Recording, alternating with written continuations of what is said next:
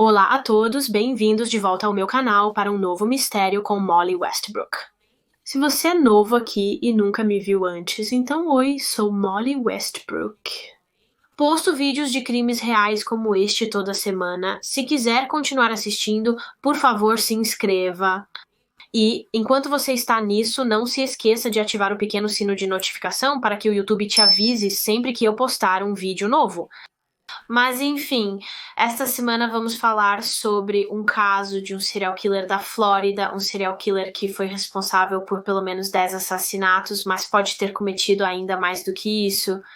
No início dos anos 1980, os corpos de jovens mulheres começaram a aparecer em Tampa, na Flórida, constantemente e em uma taxa alarmante. Assim que a polícia descobria um corpo, outro era encontrado e depois outro e outro. Era uma corrida contra o tempo para capturar a pessoa que estava cometendo esses ataques brutais, mas não foi até que outra vítima do assassino conseguiu sobreviver e escapar com sua vida, veio a público para a polícia e forneceu a descoberta que eles estavam esperando. Sua história e suas memórias do ataque levaram-nos à identidade do perpetrador.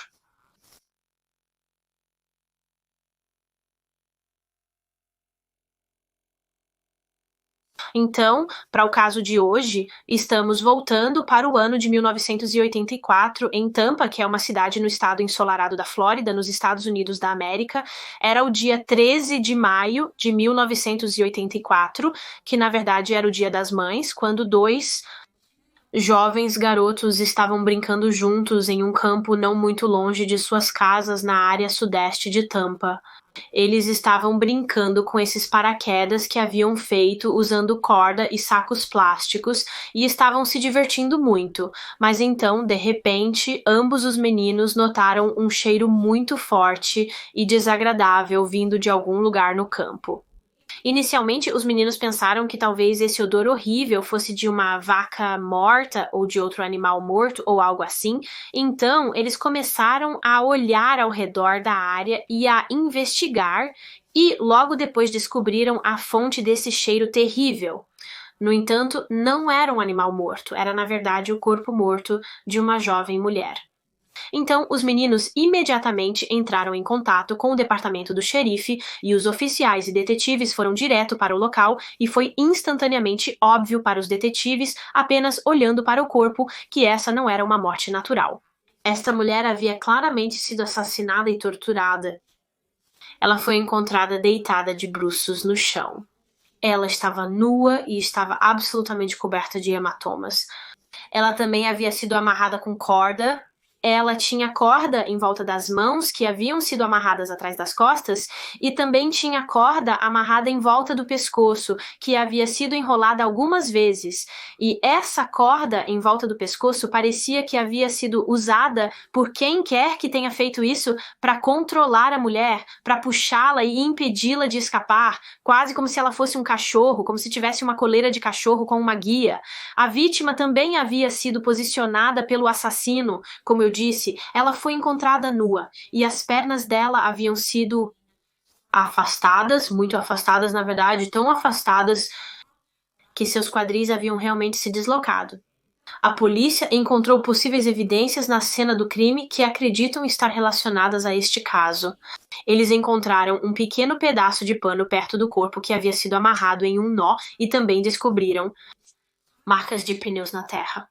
Então, acreditando que talvez essas marcas de pneus tivessem vindo do veículo que o assassino usou para transportar e descartar o corpo, a polícia decidiu criar um molde de plástico das marcas e enviou esse molde para o FBI para que eles pudessem esperançosamente ajudar a determinar que tipo de veículo as fez, e enquanto esperavam pelos resultados disso, o corpo da mulher foi levado para uma autópsia que revelou que ela estava morta naquele campo por cerca de 3 dias até ser encontrada por aqueles dois jovens. A autópsia também concluiu que ela havia sido estuprada por seu agressor, então esse crime foi obviamente motivado sexualmente e a causa da morte foi asfixia. Ela foi estrangulada até a morte. E além disso, ela também foi horrivelmente espancada. Como eu disse, ela tinha hematomas por todo o corpo, onde seu agressor a abusou violentamente antes de sua morte. Então, agora que eles sabiam a causa da morte dela, a polícia tinha a tarefa de identificar essa pobre mulher e, uma vez que coletaram suas impressões digitais, ela foi identificada como sendo Nguyen Tai Long ou Lana Long, como também era chamada por aqueles que a conheciam pessoalmente. Ela era uma mulher de 19 anos de descendência laosiana e, na verdade, não estava na Flórida há muito tempo. Lana costumava morar em Los Angeles, mas se mudou para a Flórida recentemente porque queria frequentar a universidade lá para estudar arte e cinema. No entanto, antes que ela pudesse fazer isso, precisava economizar algum dinheiro para financiar sua educação. E para isso, para economizar dinheiro, começou a trabalhar como dançarina exótica em um bar chamado Sly Fox Lounge. E, além disso, para ganhar algum dinheiro extra, ela também começou a trabalhar como trabalhadora sexual na Nebraska Avenue, em Tampa, que era como a área do Distrito da Luz Vermelha, onde muitas outras trabalhadoras sexuais operavam. Não muito tempo depois de Lana ser identificada, os resultados do molde da pista de pneu voltaram do FBI e eles disseram que acreditavam que o pneu que fez essas marcas era chamado de pneu Vogue. Esse era o design da banda de rodagem, então essa era uma evidência útil para os detetives. Isso indicava que eles sabiam que conexões buscar na investigação. No entanto, outra peça de evidência que eles obtiveram e que teria um papel enorme no caso foi descoberta em alguns itens que foram recuperados da cena do crime. Um deles era um lenço, havia um lenço na cena do crime que eu acredito pertencer à vítima Lana, e quando este lenço foi enviado para testes, os cientistas descobriram fibras trilobais vermelhas muito, muito pequenas que se descobriu terem vindo de um tapete vermelho. Então, a polícia acreditava que essas pequenas fibras de tapete vermelho provavelmente vieram do veículo que o assassino usou para transportar e descartar o corpo de Lana, o veículo que deixou aquelas marcas de pneus. Novamente, isso não era uma evidência muito, muito grande neste momento, meio que como as marcas de pneus, mas os detetives esperavam que isso se tornasse muito útil quando eles, eventualmente, esperançosamente, tivessem um suspeito na investigação ao qual precisassem combinar a evidência. No entanto, à medida que os dias passavam, essa investigação de assassinato estava se tornando cada vez mais difícil porque eles não tinham muito com o que realmente seguir. Eles receberam muito poucas pistas e realmente não tinham nenhuma pessoa de interesse, no caso de Lana. Lana tinha um namorado, então eles suspeitaram dele inicialmente, mas não havia absolutamente nenhuma evidência ligando-o ao crime e, portanto, ele foi descartado.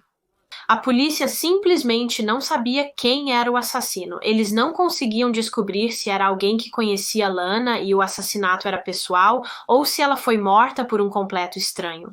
No entanto, apenas 2 semanas após o caso de Lana, os detetives e residentes de Tampa ficaram chocados quando um segundo corpo foi encontrado.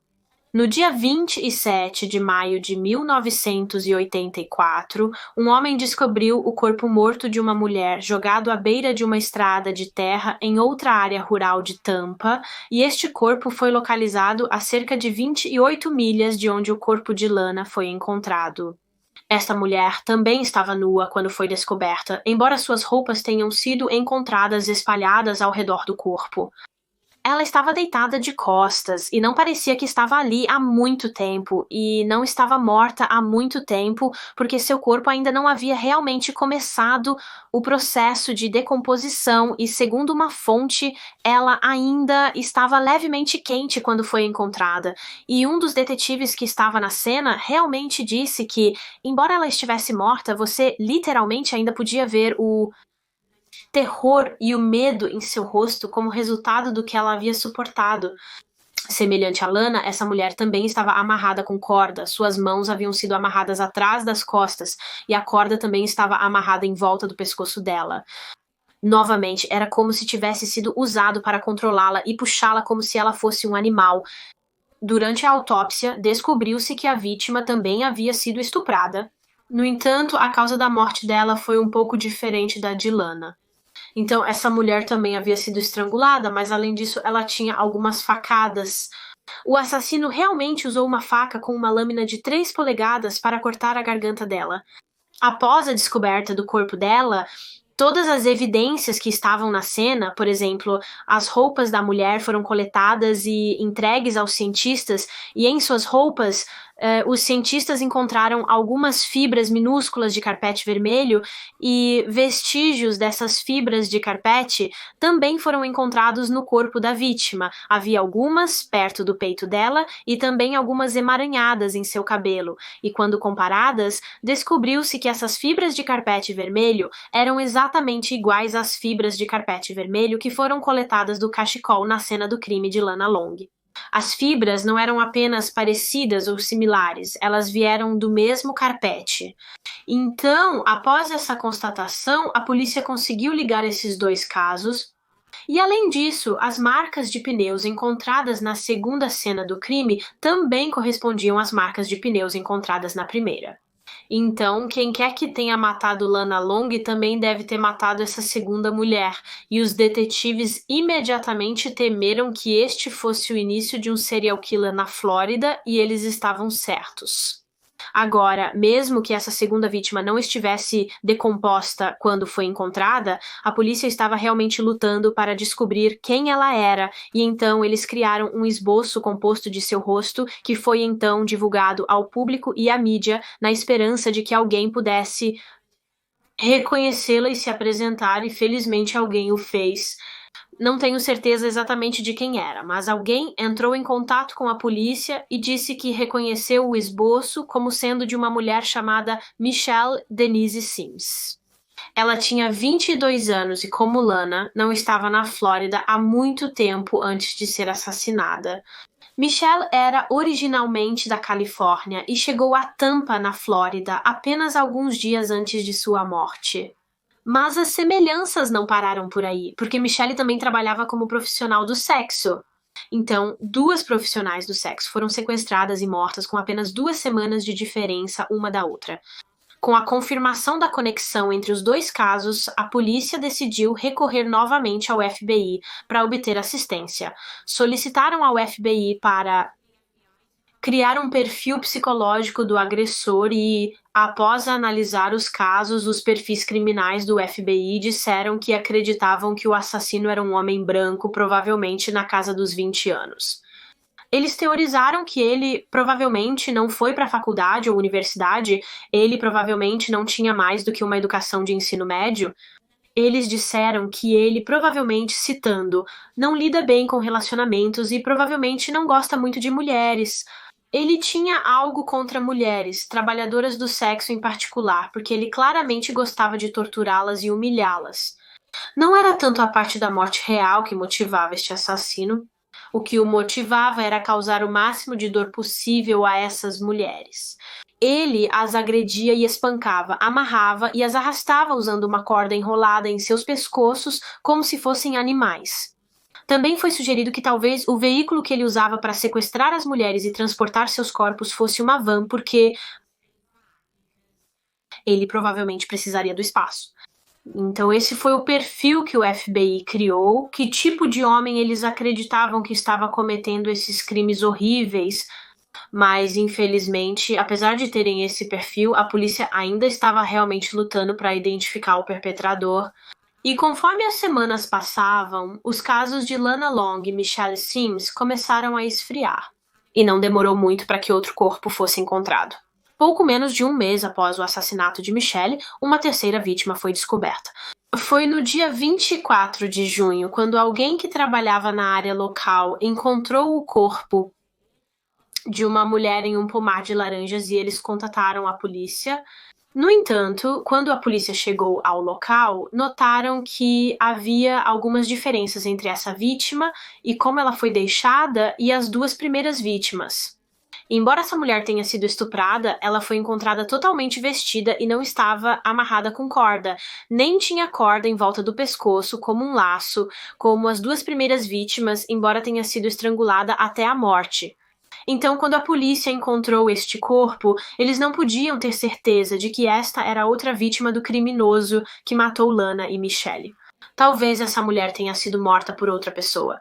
Agora, este corpo estava bastante decomposto quando foi descoberto. Ficou claro que ela estava morta há algum tempo, pelo menos algumas semanas.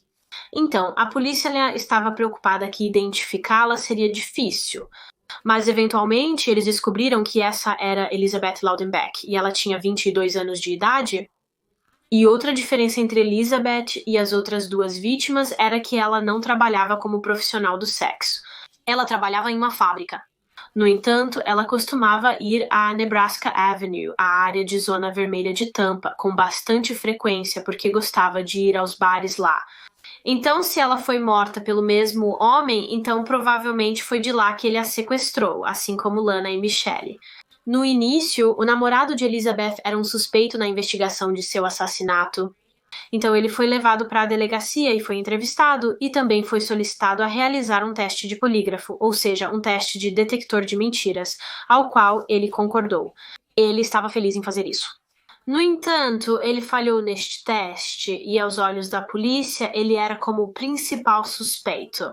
Eles acreditavam que ele havia assassinado sua namorada, mas eventualmente ele foi completamente descartado como sendo o assassino quando os cientistas descobriram fibras de carpete vermelho nas roupas de Elizabeth.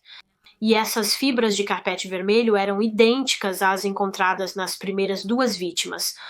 Então Elizabeth foi morta pelo mesmo homem que tirou as vidas de Lana Long e Michelle Sims.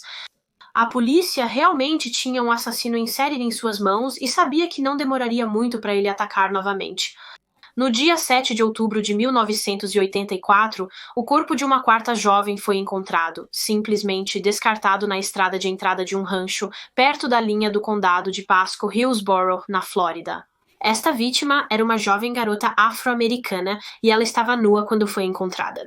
No entanto, suas roupas foram descobertas na cena do crime ao redor de seu corpo, e acredito que seu sutiã foi deixado pendurado no portão de entrada do rancho, e, novamente, como a última vítima, quando essa mulher foi encontrada, os detetives não tinham certeza total de que ela foi mesmo morta pelo homem que matou as últimas três, porque havia algumas diferenças entre o seu assassinato e os assassinatos anteriores. Esta mulher também foi estuprada, no entanto, sua causa de morte foi diferente.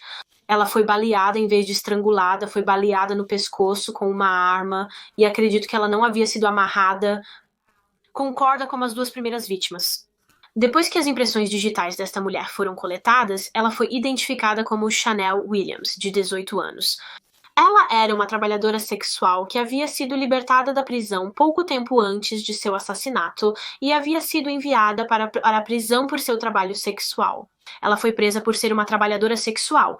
No entanto, quando foi libertada, voltou diretamente para o trabalho sexual porque precisava do dinheiro e, assim como as vítimas anteriores, trabalhava no distrito da Luz Vermelha na Avenida Nebraska.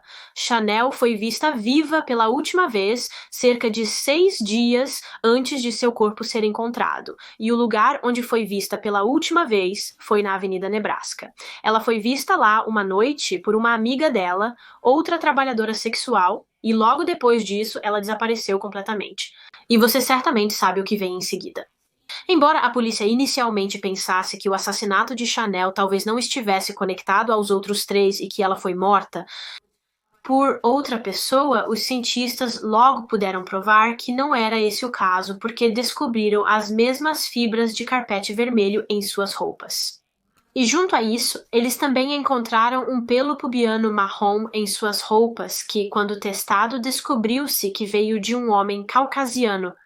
Então, as fibras vermelhas confirmaram que Chanel era mais uma vítima desse serial killer, e acho que estava claro para os detetives nesse ponto que pegar esse cara seria muito difícil, mais difícil do que eles pensavam que seria, porque ele obviamente era muito inteligente. Ele sabia que mudar seus métodos de matar e mudar a maneira como deixava as vítimas despistaria a polícia. Ele sabia que isso os confundiria e os faria pensar que talvez houvesse mais de um assassino à solta nas ruas. No entanto, ele mal sabia que a polícia havia conectado os assassinatos através das fibras do tapete vermelho, então eles sabiam que estavam procurando por um assassino em série. E logo o número de vítimas deste assassino se tornou 5 quando, apenas uma semana após a descoberta do corpo de Chanel, outro corpo foi encontrado. No dia 14 de outubro, outra jovem foi encontrada morta perto de um lago na área nordeste de Tampa. Diferente das outras vítimas, este corpo estava realmente enrolado. Ela havia sido envolvida em uma colcha de cor dourada e essa colcha havia sido amarrada ao redor dela com um agasalho de cor azul, eu acho.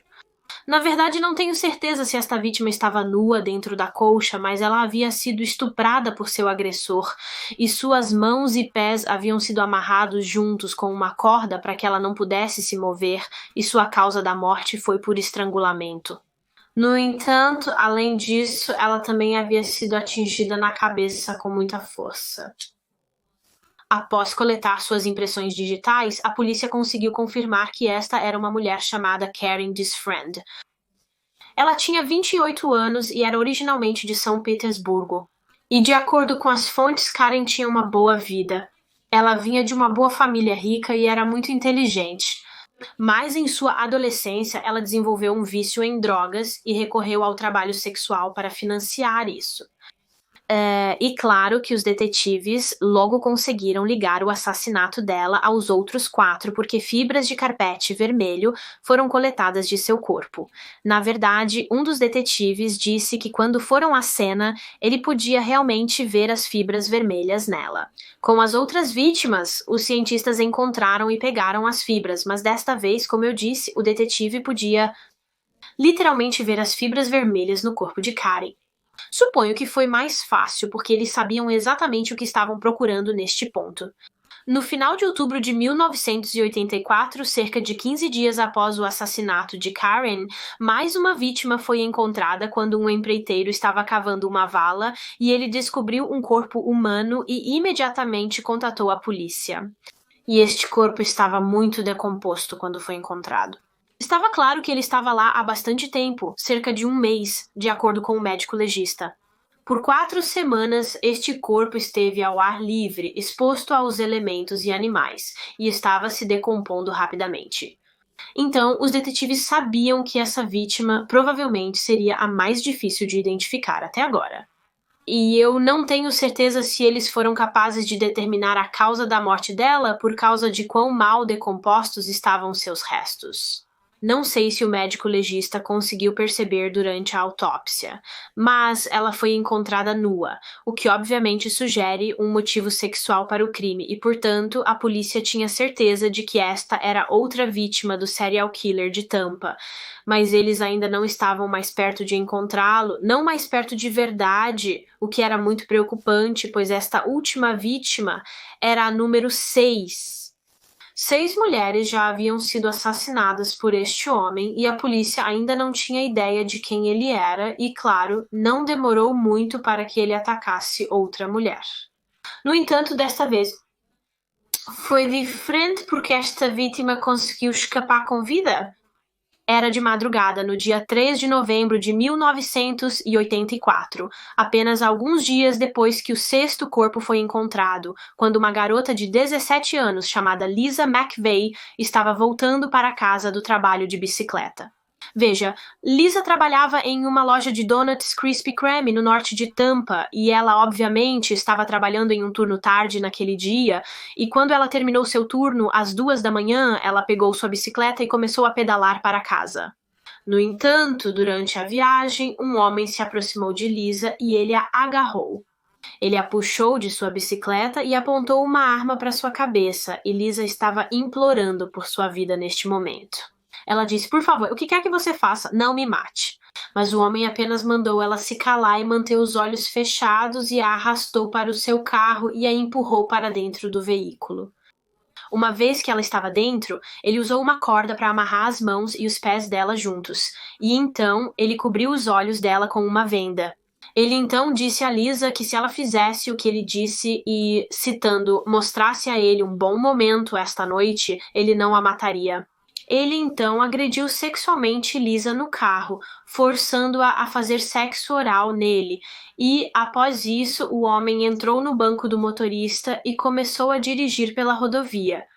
Lisa disse que eles estavam dirigindo por cerca de 10 a 15 minutos e, embora tivesse algo cobrindo seus olhos, ela conseguia ver apenas por baixo de sua venda e ela viu no painel do carro dele a palavra Magnum. Eventualmente, o homem parou o carro e puxou Lisa para fora do veículo e a levou para o seu apartamento.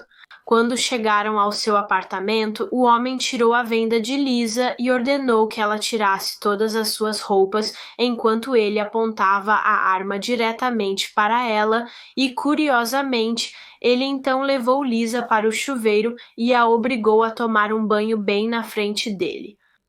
Depois do banho, ele colocou a venda de volta em Lisa, amarrou-a novamente, amarrou suas mãos e então a colocou em sua cama e lá ele estuprou Lisa repetidamente.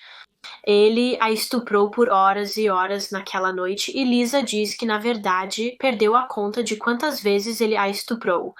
E o que é de partir o coração é que isso nem sequer era uma novidade para Lisa. Ela teve uma infância muito, muito traumática, durante a qual foi constantemente estuprada pelo namorado de sua avó ao longo de um período de 4 anos. Ela já havia sido horrivelmente abusada antes e, portanto, conhecia muito bem o que esses tipos de homens eram, e ela sabia como meio que lê-los. E então ela decidiu que, enquanto estava sendo mantida em cativeiro por esse homem em seu apartamento, ela iria tentar ao máximo não resistir a ele, porque estava com medo de que, se resistisse a ele e tentasse lutar contra ele a mataria. E Lisa também era muito, muito inteligente nessa situação. Ela sabia que precisava deixar seu DNA por todo o apartamento caso não sobrevivesse a isso. Então ela estava literalmente tocando tudo. Ela estava tocando suas lâmpadas, suas mesas, seu secador de cabelo, suas cortinas, cada superfície ou objeto que ela pudesse para que suas impressões digitais ficassem nelas.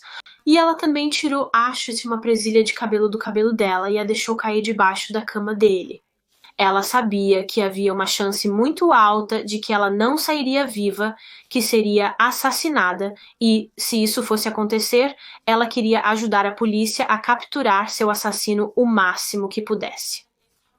Como eu disse, esse horrível pesadelo que Lisa passou continuou por horas e horas.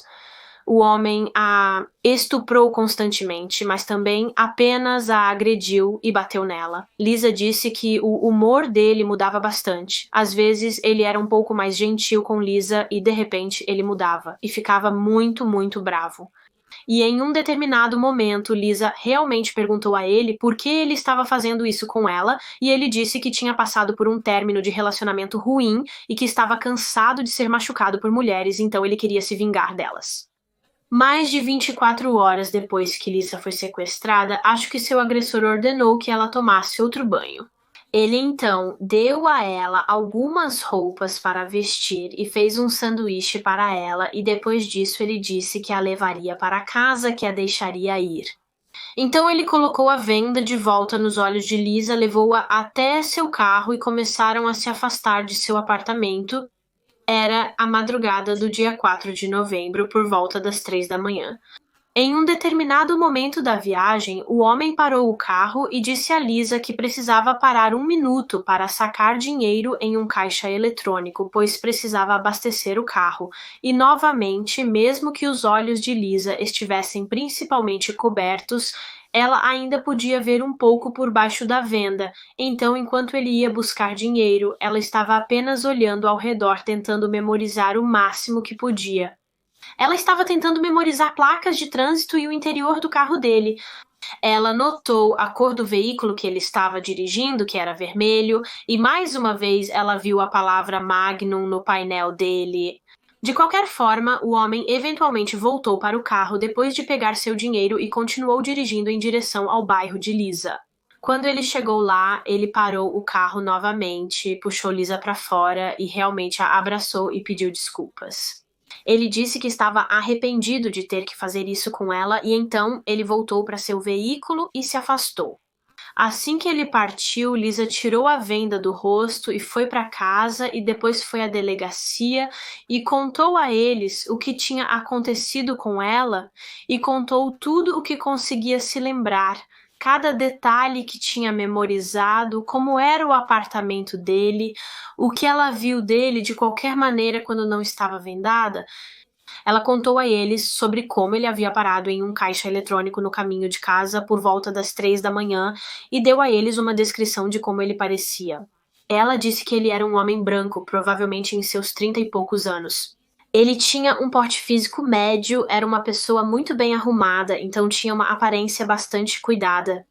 Ela disse que ele tinha um pequeno bigode espesso, cabelo curto, orelhas pequenas e sobrancelhas finas, e depois que ela deu seu depoimento, a polícia pegou as roupas de Lisa e as enviou para cientistas para que eles pudessem realizar alguns testes. Agora, eu acho que está bem claro que o cara que sequestrou e estuprou Lisa era o assassino que a polícia estava procurando. Ele era o responsável por aqueles 6 assassinatos.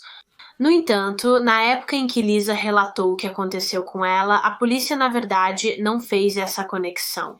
Eles negligenciaram a ligação do ataque a Lisa com os 6 assassinatos e nos próximos 8 dias mais 2 corpos seriam encontrados. O primeiro foi encontrado cerca de uma semana após o último, em 6 de novembro de 1984. Foi descoberto no condado de Pasco, na verdade, na mesma estrada onde Chanel Williams, a 4ª vítima, foi abandonada, mas esta vítima estava mais para o norte. Novamente, era claro que este corpo estava lá há algum tempo, pois estava bastante decomposto quando foi encontrado. Eram principalmente apenas restos esqueléticos, então eu não acho que eles poderiam dizer exatamente como ela havia morrido. No entanto, a polícia tinha certeza de que esta mulher era mais uma vítima do serial killer, porque ela havia sido amarrada com corda e ela tinha uma ligadura em volta do pescoço e, claro, as fibras vermelhas do carpete estavam presentes em seus restos. Na verdade, acho que eles só encontraram uma única pequena fibra em seu cabelo, mas foi o suficiente para ligá-la aos outros assassinatos. Também encontrado na cena estava a roupa da mulher. Eles recuperaram suas luvas, sua roupa íntima e algumas joias que ela possuía. E, infelizmente, como algumas das vítimas anteriores, demorou um pouco para que essa mulher fosse identificada por causa do quão decomposto estava o corpo dela.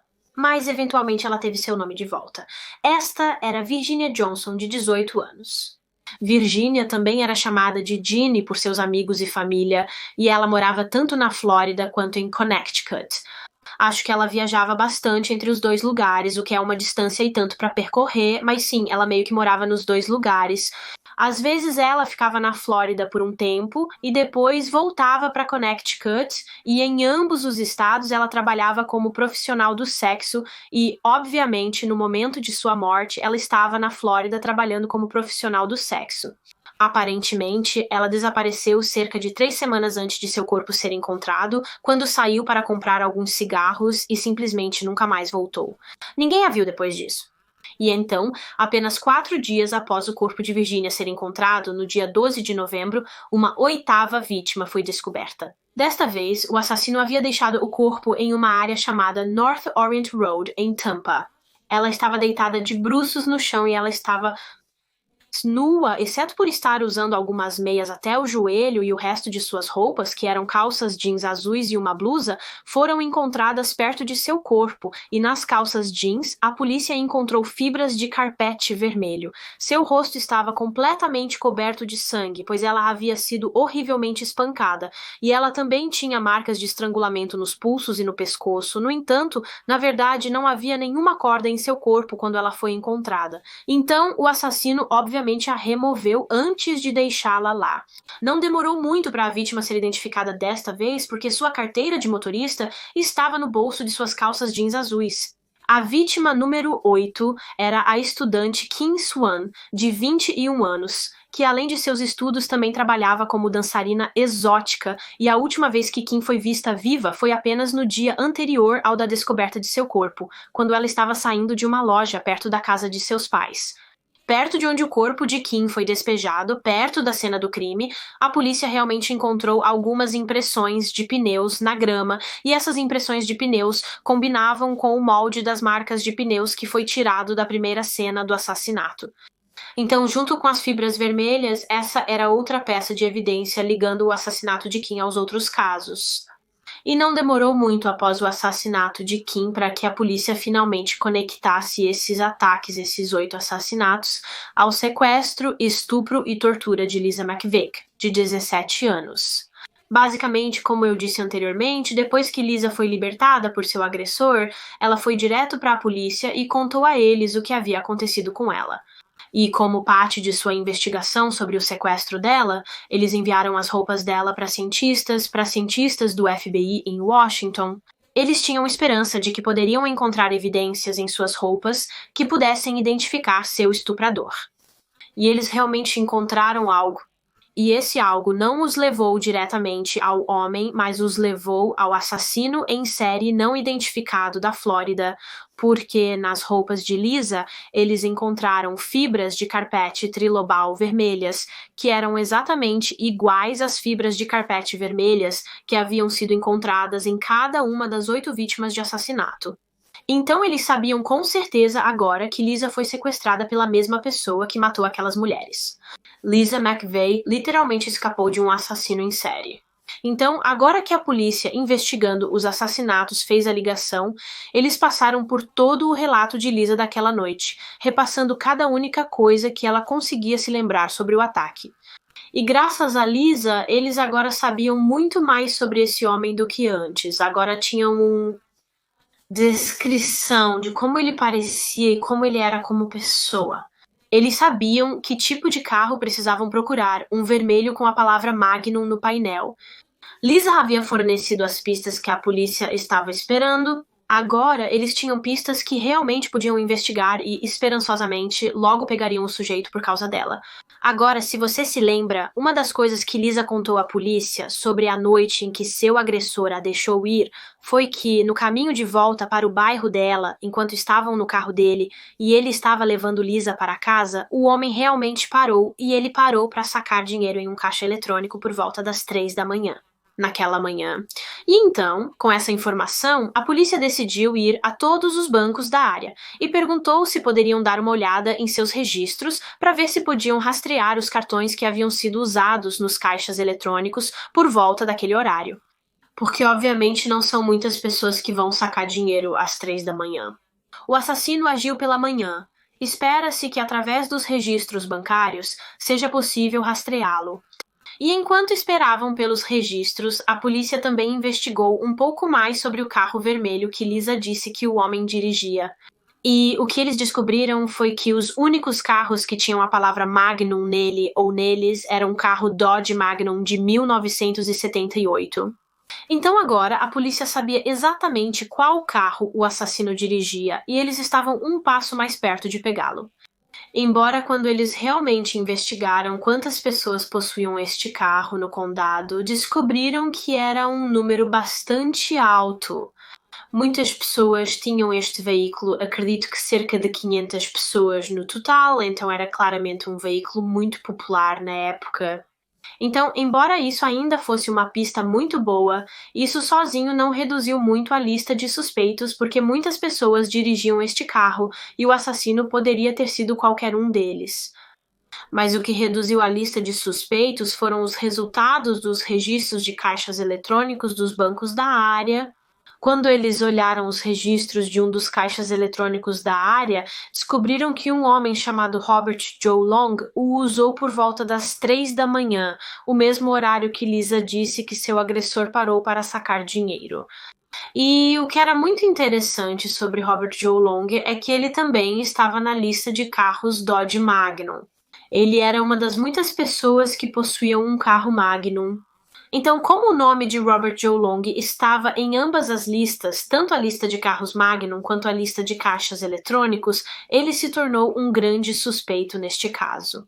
E o que era ainda mais interessante sobre Robert Joe Long era que, mais cedo naquele mesmo dia, o dia em que os detetives notaram seu nome em ambas as listas, outros policiais realmente tiveram um encontro com Long na Avenida Nebraska, o distrito de Luz Vermelha, em Tampa, onde as 8 mulheres assassinadas desapareceram ou eram conhecidas por frequentar. Basicamente, como esperado, porque a polícia sabia que o assassino possuía um carro Dodge Magnum de 1978, os policiais vinham parando todos esses carros que viam. E naquele dia, os policiais aconteceram de ver um na Avenida Nebraska. Então eles pararam o carro e descobriram que a pessoa que o dirigia era Robert Joe Long. E quando eles pararam Robert, ficaram bastante surpresos porque perceberam que ele correspondia à descrição do assassino, à descrição que Lisa McVeigh deu. Ele era um homem branco na casa dos 30 anos. Robert tinha 31, acredito, naquela época. Ele tinha uma aparência bastante arrumada.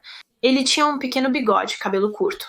Ele parecia exatamente como a polícia imaginava que o assassino pareceria a partir da descrição de Lisa. Agora, quando os oficiais pararam o carro de Robert, eles realmente disseram a ele que estavam procurando um suspeito de roubo. Eles não disseram a ele que estavam procurando um assassino em série, pois se Robert fosse o culpado, isso poderia fazê-lo entrar em pânico e tentar fugir. Então eles apenas disseram que estavam procurando alguém envolvido em um roubo e perguntaram a ele se poderiam tirar sua foto apenas para que pudessem verificar que ele não era o cara que estavam procurando, o ladrão. E eles notaram que Robert parecia um pouco nervoso nesse ponto, mas ele disse sim, de qualquer maneira, ele deixou que eles tirassem sua foto. E pelo que eu pude entender, eles também perguntaram a ele se poderiam fazer uma rápida busca em seu carro, mas ele disse não, e eles não podiam forçá-lo a deixá-los olhar, porque, obviamente, eles não tinham um mandado de busca ou algo assim nesse ponto, e então, depois que tiraram sua foto, tiveram que deixá-lo ir. No entanto, porque eles estavam tão desconfiados dele, os oficiais que o pararam, na verdade, entraram em contato com a sede da Força Tarefa. Então, os detetives que estavam liderando a investigação do serial killer, e eles disseram a eles, olha, estamos realmente desconfiados desse cara. Nós acabamos de pará-lo na Avenida Nebraska e ele se parece exatamente como a Lisa descreveu. Achamos que ele pode ser o cara e os detetives concordaram e decidiram que precisavam ficar de olho nele. E então eles colocaram Robert Joe Long sob vigilância 24 horas por dia. E enquanto isso, eles também foram falar com Lisa McVeigh e levaram a foto que os oficiais tiraram de Robert para ver se ela o reconhecia. Eles realmente mostraram a Lisa a foto de Robert em uma sequência de fotos, então mostraram a ela algumas fotos de outros homens que também se pareciam com a descrição que ela deu de seu agressor e mostraram a ela a de Robert porque queriam ver se ela escolheria a foto dele, e ela escolheu. Assim que todas as fotos foram mostradas a ela imediatamente apontou para Robert e disse que aquele era o homem que a sequestrou e a estuprou. Então, os detetives estavam agora mais certos do que nunca de que haviam encontrado seu homem. Finalmente, eles haviam identificado o serial killer que vinha rondando as ruas e assassinando mulheres por meses. E eles começaram a se preparar para prendê-lo. Quando tiveram o mandado de prisão, a polícia seguiu Bobby Joe Long até um cinema. Ele ia ver um filme. E ele estava sozinho, então alguns policiais disfarçados o seguiram até lá, e eles estavam observando ele assistir ao filme enquanto outros oficiais estavam do lado de fora do cinema. E eles estavam esperando o filme terminar e o Long sair, e enquanto eles esperavam, os oficiais decidiram dar uma olhada mais de perto no carro do Bobby Joe. Obviamente, eles não podiam olhar dentro dele porque estaria trancado, mas eles poderiam dar uma olhada nos pneus dele e, quando fizeram isso, notaram que um dos pneus, apenas um deles, era um pneu Vogue, que, se você se lembra de antes, era o mesmo tipo de pneu que o FBI acreditava ter feito as impressões e marcas de pneus em algumas das cenas do crime. Então isso era apenas mais uma evidência para os detetives. Não apenas esse homem, Bobby Joe Long, tinha o mesmo carro que o assassino, ele também tinha o mesmo pneu que fez as marcas de pneus. Quando o filme terminou, Bobby Joe Long saiu do cinema e assim que ele fez isso, ele foi literalmente derrubado ao chão pela polícia e foi preso. Ele foi preso no dia 16 de novembro de 1984. Ele foi levado à delegacia após ser detido e, ao mesmo tempo, seu carro foi levado para uma garagem e um pedaço do carpete vermelho do veículo foi cortado e enviado para um especialista em fibras do FBI. Ele, obviamente, iria compará-lo com as fibras do carpete vermelho encontradas nos corpos das vítimas para ver se correspondiam e, claro, correspondiam. O carpete do carro dele era uma correspondência exata com as fibras do carpete vermelho que foram obtidas de todas as vítimas. Então essa era uma evidência concreta de que Bob Joe Long era o serial killer que a polícia vinha procurando há meses. Mas antes de falarmos mais sobre o caso e o que aconteceu após a prisão de Bob, deixe-me dar algumas informações de fundo sobre Bob Joe Long, sobre sua vida até este ponto. Então, Robert Joe Long, ele nasceu no dia 14 de outubro de 1953 em Canova, que é uma cidade no condado de Wayne, West Virginia, nos Estados Unidos da América. Seus pais se chamavam Joe e Louetta Long, no entanto, eles não ficaram juntos por muito tempo. Quando Bob tinha apenas 2 anos, eles se separaram. Após a separação, Louetta assumiu a custódia do filho e foi com ele para a Flórida. Eles foram morar em Miami, o que foi bastante difícil para os dois, pois Louetta era obviamente agora uma mãe solteira criando um menino sozinha. Ela trabalhou em vários bares diferentes em Miami e realmente teve dificuldades financeiras para sustentar ela e seu filho.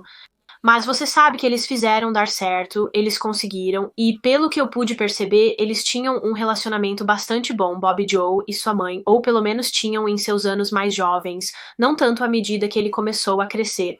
Falaremos mais sobre isso em um segundo, mas, falando de seus primeiros anos, durante sua infância, Bob Joe era muito, muito propenso a acidentes. Ele estava constantemente se machucando de uma maneira ou de outra, e muitos desses acidentes que Bob teve envolveram realmente sua cabeça. Ele sofreu muitas lesões na cabeça durante a infância, muitas das quais resultaram em desmaios por curtos períodos de tempo. Uma vez ele caiu de um balanço e bateu a cabeça. Ele caiu da escada. Em outra ocasião, ele caiu de um cavalo, e quando tinha apenas 7 anos, foi atingido por um carro. E este acidente em particular deixou-o com o maxilar deformado e dentes gravemente danificados, dos quais ele tinha muita, muita vergonha e era severamente intimidado por outras crianças até que fez uma operação para corrigir. Mas outra coisa da qual Bob Joe tinha muita vergonha era o fato de ele ter nascido com uma condição chamada Síndrome de Klinefelter. A síndrome de Klinefelter é quando meninos nascem com um cromossomo X extra. Normalmente, as meninas nascem com 2 cromossomos X e os meninos nascem com um cromossomo X e um cromossomo Y. No entanto, cerca de 1 em cada 660 meninos nascem com um cromossomo X extra. Então, em vez de XY, eles têm XXX.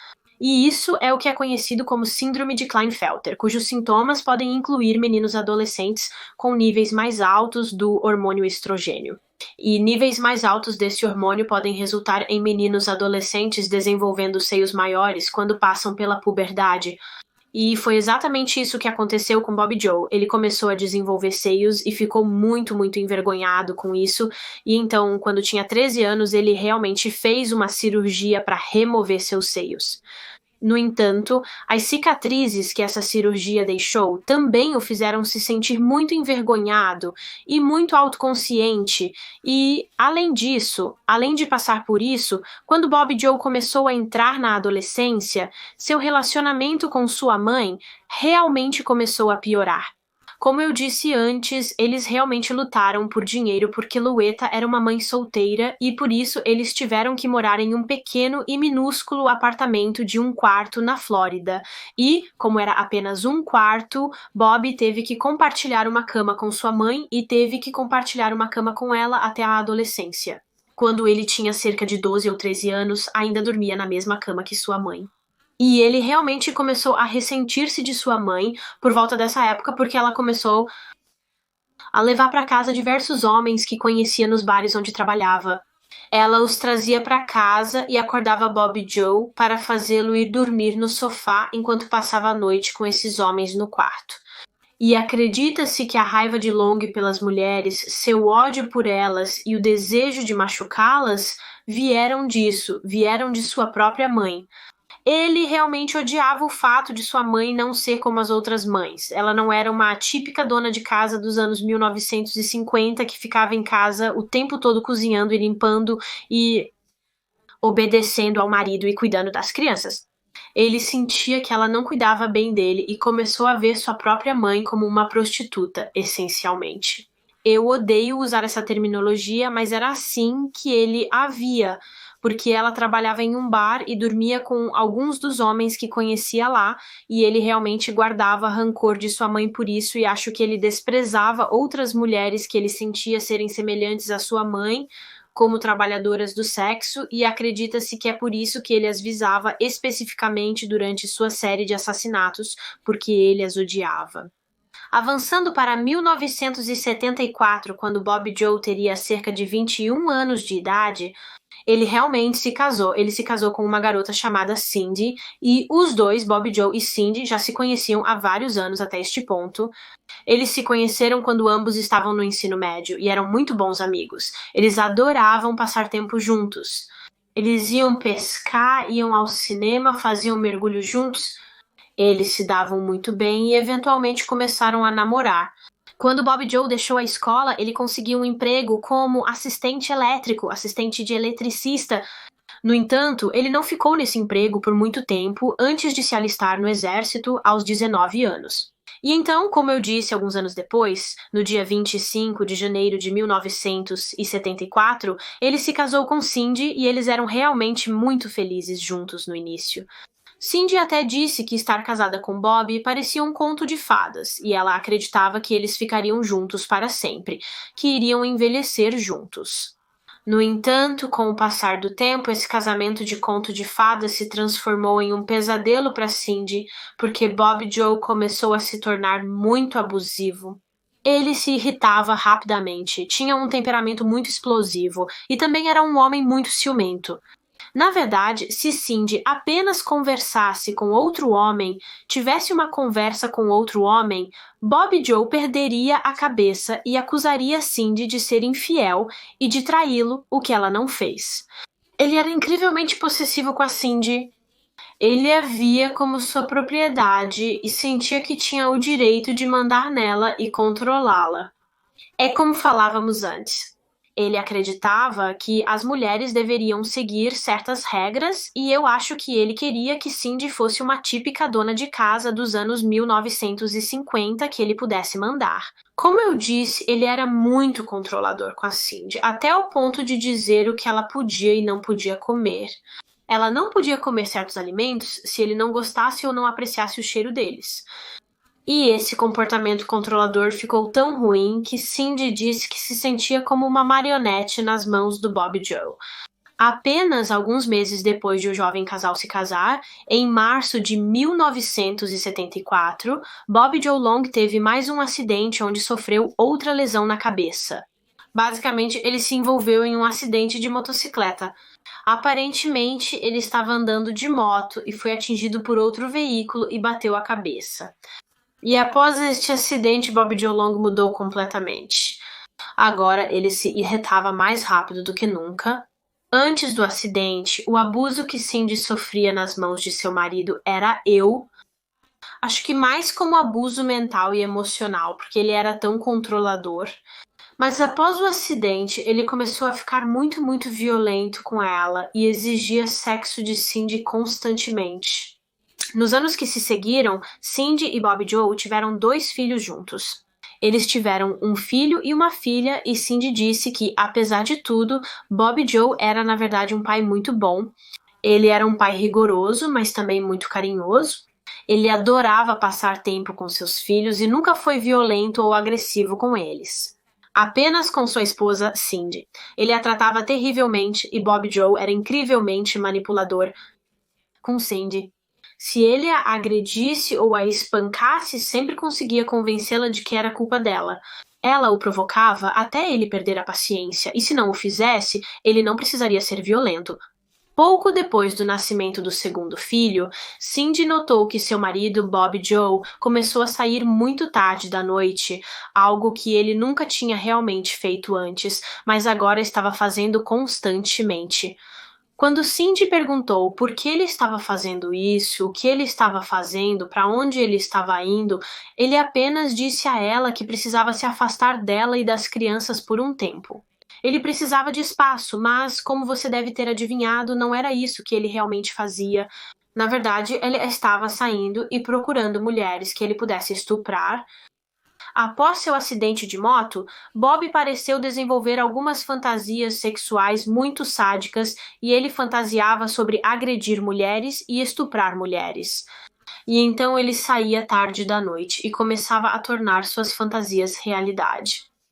Ele também desenvolveu uma espécie de tática quando se tratava de seus estupros. Veja, Bob Joe passaria por como jornais locais e ele dava uma olhada na seção de anúncios classificados e circulava todos os anúncios onde alguém estava anunciando como um móvel ou algo assim em sua casa. Ele contataria o vendedor do item, independentemente do que fosse. Ele então iria até a casa deles e se descobrisse que a pessoa que atendia a porta era uma mulher que estava sozinha em casa, ele entraria na casa e atacaria e estupraria ela, e então ele simplesmente iria embora. E essa série de estupros lhe rendeu o apelido de estuprador dos anúncios classificados, e acredita-se que ele estuprou pelo menos 50 mulheres, mas ele não seria realmente identificado como o estuprador dos anúncios classificados até mais tarde em sua vida, quando foi preso pelos assassinatos. Enquanto todos esses estupros estavam acontecendo, o abuso que Cindy sofria nas mãos de seu marido só piorava cada vez mais. E em 1980, 6 anos após o casamento, Cindy realmente teve que ir ao hospital para tratamento porque Bob Joe a espancou tão severamente. E a equipe do hospital realmente entrou em contato com a polícia e disse a eles que achavam que essa mulher estava sendo abusada pelo marido. Ela disse que não, mas acreditamos fortemente que sim. Então a polícia se envolveu e falou com Cindy, mas ela também mentiu para eles, apenas inventou algumas desculpas para como se machucou. Ela nunca quis implicar o marido. Imagino que porque estava aterrorizada com ele e tinha medo do que ele poderia fazer com ela se contasse a verdade sobre como ele realmente era. No entanto, quando ela finalmente voltou para a casa do hospital, Cindy foi como: chega, é suficiente? Ela sabia que não podia mais aguentar isso. Ela não podia continuar sendo o saco de pancadas do marido. Então ela chegou em casa, carregou uma espingarda que eles possuíam e apontou para a cabeça do marido enquanto ele dormia. E ela estava tentando se convencer a puxar o gatilho. E quando Bob Joe acordou e viu o que estava acontecendo, que sua esposa estava apontando uma arma para ele, ele realmente disse para ela, cito, "Vá em frente, vadia. Você não tem coragem." E Cindy respondeu a ele dizendo, "Na verdade eu tenho coragem, mas meus filhos são mais importantes para mim do que você jamais será. Eles valem mais para mim do que você jamais valerá, e não farei isso com eles." Então ela colocou a arma no chão e disse para Bob Joe que iria pedir o divórcio. E Cindy realmente diz agora, quando ela descobriu sobre os assassinatos que Bob Joe cometeu, ela diz que se arrepende de ter colocado a arma no chão, ela gostaria de ter atirado e matado seu marido naquele dia, porque se ela tivesse feito isso, ele não teria sido capaz de fazer o que acabou fazendo. E muitas vidas teriam sido salvas deste monstro. Após o divórcio do casal, Bob Joe se mudou sozinho para Tampa Bay, na Flórida, onde, como sabemos, começou sua série de assassinatos apenas alguns anos depois, em 1984. E isso nos traz de volta aonde estávamos antes, no caso. Então, como sabemos, Bob Joe foi preso no dia 16 de novembro de 1984 do lado de fora de um cinema. Ele foi levado à delegacia para interrogatório e seu carro também foi apreendido, e quando o carpete do seu carro foi enviado para o laboratório criminal para testes, descobriu-se que era uma correspondência exata com as fibras do carpete vermelho que foram encontradas em todas as 8 vítimas de assassinato. Então, isso foi a confirmação de que ele era o serial killer que a polícia estava procurando. Agora, durante o interrogatório de Bob Joe na delegacia, ele na verdade confessou imediatamente o sequestro e estupro de Lisa McVeigh. Ele não tentou negar isso de forma alguma, ele admitiu que era ele. No entanto, quando a polícia começou a fazer perguntas sobre os assassinatos, ele negou esses. Ele disse que não tinha nada a ver com nenhum deles. Mas é claro, a polícia sabia que ele estava mentindo porque eles tinham muitas evidências neste ponto, ligando-o ao crime. Eles tinham as evidências de Lisa McVeigh, eles tinham as evidências das marcas de pneu. Eles sabiam que o pneu Vogue dele era o que fez as marcas de pneu na cena do crime. E além disso, eles tinham as evidências das fibras do tapete vermelho ligando-o aos casos. Então eles sabiam que ele era o assassino. E então eles confrontaram Bob Joe com todas as evidências que haviam obtido, e assim que fizeram, Bob percebeu claramente que o jogo havia acabado. Não havia sentido em negar agora, com todas as evidências que tinham contra ele. E então ele confessou. Ele confessou cada um dos assassinatos e admitiu que era um serial killer. Após sua confissão, Bob Joe guiou os detetives por cada um dos assassinatos, de onde ele sequestrou as mulheres, o que ele fez com elas, como ele as matou, e o detetive disse que, enquanto ele descrevia esses assassinatos brutais e viscerais, ele estava tão calmo e composto. Era como se ele não se importasse. Ele estava falando sobre esses assassinatos da mesma forma que você falaria sobre o tempo, como se eles não significassem nada para ele. Obviamente, ele não sentia nenhuma culpa ou remorso pelo que havia feito e por quantas vidas ele destruiu. E quando os detetives perguntaram a ele por que ele havia matado essas mulheres, ele respondeu dizendo que esse era o seu segredo e que ele levaria para o túmulo.